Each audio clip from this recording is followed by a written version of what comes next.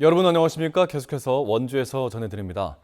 한국전력공사의 동해안 신가평 송전선로 건설사업 환경영향평가 주민공청회가 반대 주민들의 저지로 또다시 무산됐습니다. 한국전력과 횡성군은 횡성 둔내와 갑천, 청일, 공군 등 4개면 9개 마을이 포함되는 송전선로 사업 서부 1, 2구간의 공청회를 오늘과 내일로 나눠 횡성 문화원에서 2차례 개최하려 했지만 반대 주민들이 행사장을 점거하면서 오늘 공청회를 취소했습니다. 이 과정에서 공청회 자체를 막자와 공청회를 통해 다양한 의견을 듣자는 의견이 서로 대립하기도 했습니다. 강원도 송전탑 반대대책위는 공청회는 사업 강행을 위한 절차 쌓기일 뿐이라며 내일 공청회도 저지하겠다는 입장입니다.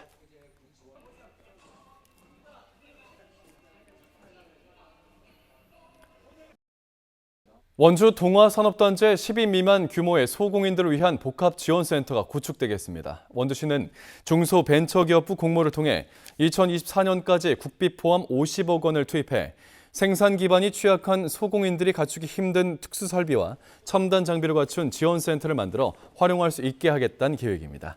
원주시는 지원센터가 지역의 소공인들이 의료기기와 자동차 부품, 반도체 등 지역 주력 산업과 연계한 제품을 개발하고 상용화하는 데 큰 도움이 될 수 있을 것으로 기대하고 있습니다.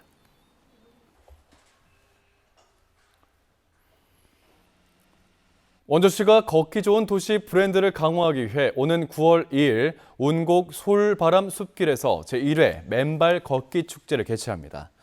소나무가 우거진 행구동 운곡 솔바람 숲길은 큰 돌이 없는 흙바닥으로서 걷기가 좋아 지금도 많은 시민들이 건강을 위해 찾고 있고 정기적으로 맨발 걷기 프로그램도 운영되고 있습니다. 치악산 둘레길과 구빗길, 자작나무 숲 둘레길 등 600km에 달하는 걷기길이 있는 원주는 전국 최초로 트레킹 도시를 선포하고 이를 관광 자원으로 활용하기 위한 다양한 프로그램을 기획하고 있습니다.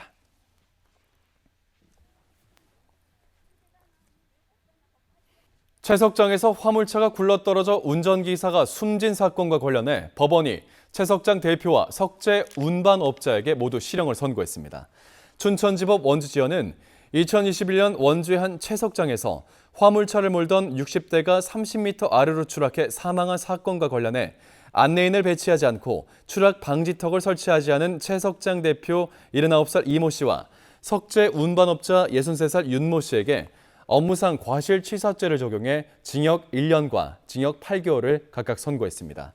이들은 서로 안전관리 책임을 떠넘겼지만 재판부는 양측 모두에게 책임이 있다면서도 채석장 대표에게 총괄 책임을 물어 더 무거운 형을 내렸습니다.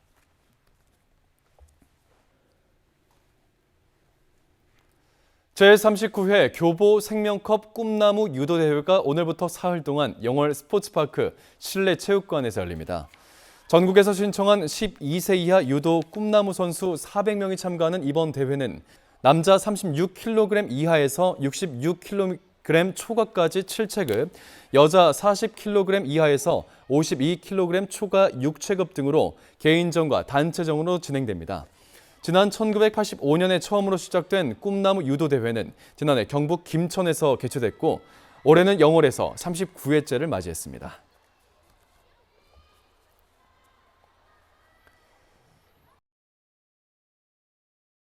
이효석 선생의 소설 메밀꽃 필 무렵에 배경이 된 평창 봉평에서 제1회 메밀 음식 축제가 내일부터 사흘 동안 열립니다. 개막 첫날에는 메밀묵 비빔 퍼포먼스가, 둘째 날에는 메밀전 부치기 대회가 진행되고 마지막 날에는 메밀꽃 가요제도 열립니다. 봉평 전통시장을 중심으로 펼쳐지는 이번 축제에선 메밀로 만든 20여 가지의 먹거리를 맛볼 수가 있고 관람객들을 위한 메밀 부치기 등의 요리 체험 행사까지 마련됩니다.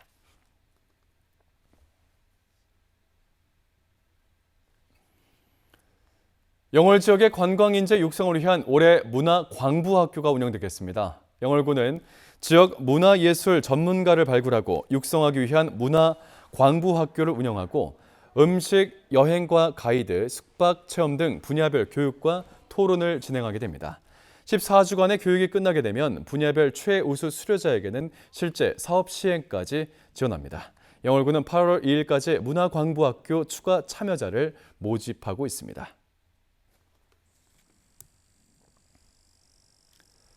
올해 상반기 강원도를 방문한 관광객은 7,190여만 명으로 작년 상반기에 비해 4%가량 증가했습니다.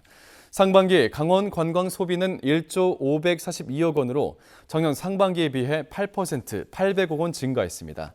장소별로 보면 운영권이 민간에서 평창군시설관리공단으로 이관된 평창자연휴양림 방문객이 122%가 증가했고, 국립횡성숲체온도 힐링여행 마케팅에 힘입어 119% 증가했습니다. 특히 외국인 방문객이 2배 가까이 증가한 가운데 국가별로는 대만이 847%, 말레이시아 658%, 홍콩 441% 증가했습니다. 뉴스를 마칩니다. 고맙습니다.